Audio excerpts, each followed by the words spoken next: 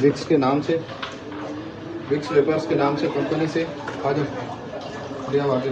और ये लड़के हैं, ये भी तैयार माल कर रहे हैं। ये नीचे दिखाएं, ये डब्बी है, ये विक्स के नाम से ही बना रहे हैं।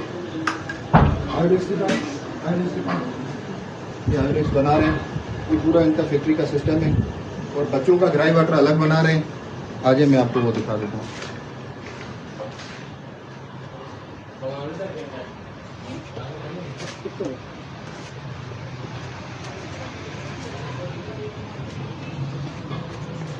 ये बच्चों के लिए 2 नंबर इन्होंने ग्राई वाटर बनाए हुए हैं।